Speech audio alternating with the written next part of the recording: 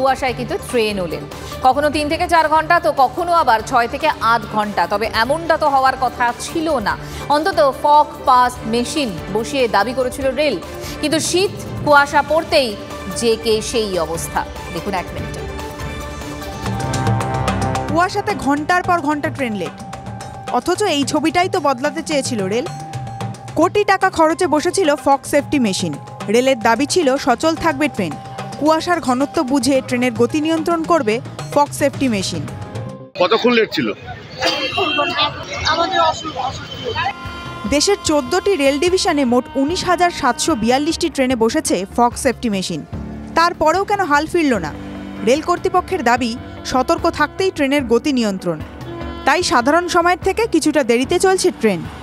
আমরা মানুষের সেফটি সিকিউরিটিটা আগে ভাবি, সেই জন্য একটু স্পিড রেস্ট্রিকশন আছে বিভিন্ন জায়গায়, এটার জন্য লেট হচ্ছে, নাথিং এলস। তাহলে কোটি কোটি টাকা খরচে লাভ কি হলো? হয়রানির ছবিটার তো বদল নেই। বিদেশে তো ঘন কুয়াশা তুষারপাতেও দিব্যি স্বাভাবিক থাকে পরিষেবা। তাহলে আমাদের দেশে কেন বছরের পর বছর একই ছবি?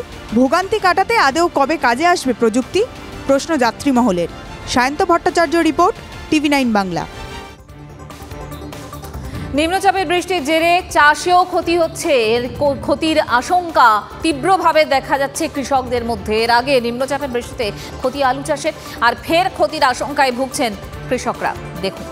নিম্নচাপের জেরে পূর্ব বর্ধমান জেলা জুড়ে দফায় দফায় বৃষ্টি, যার জেরে সমস্যায় পড়েছে শস্যগোলা পূর্ব বর্ধমান জেলার কৃষকরা। এভাবে বৃষ্টির জেরে চাষের ব্যাপক ক্ষতির আশঙ্কা করছেন কৃষকরা। কিন্তু এরকম বৃষ্টি যদি পড়তেই থাকে তাহলে তো সবজিরও ক্ষতি হবে, আনাজের ক্ষতি হবে। একদিক থেকে হচ্ছে সবজির ক্ষতি, আর একদিক হচ্ছে দরিদ্র মানুষের এই যে শীত, হাড় কাঁপানো শীত, এতেও ক্ষতি। এই মরশুমের শুরুতে একবার নিম্নচাপের বৃষ্টিতে নষ্ট হয়েছে আলুর চাষ।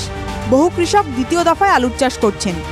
এমনিতেই দেরি হয়েছে আলু চাষে, তাই ফলন কেমন হবে তা নিয়ে চিন্তায় কৃষকরা।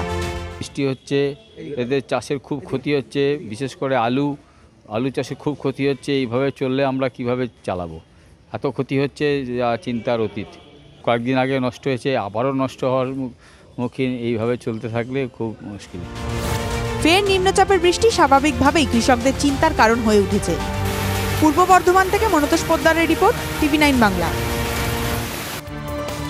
বাঁকুড়ায় মেলায় সম্প্রীতির ছবি। বাঁকুড়ায় দ্বারকেশ্বর নদের পাশে বীরসিংহপুর মাজারে ভিড় জমে 2 সম্প্রদায়ের মানুষেরই। দেখুন এই ছবি 1 মিনিটে।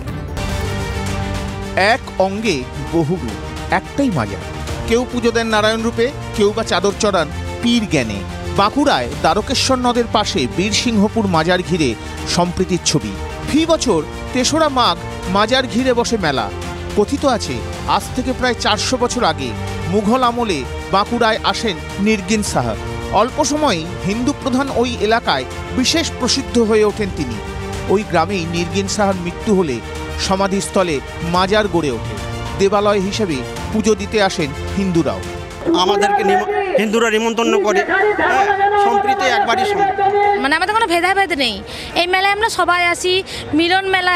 মেলা মানে তো মিলন মেলা, সবাইকে দেখাশোনা হয়। মেলার দিন মাজারকে কেন্দ্র করে বীরসিংহপুরে ভিড় জমে। শুধু এ রাজ্যেই নয়, পুজো দিতে বাংলাদেশ থেকেও আসেন বহু মানুষ। দ্বারকেশ্বরের তীরে যা কার্যত মিলন মেলার চেহারা নেয়।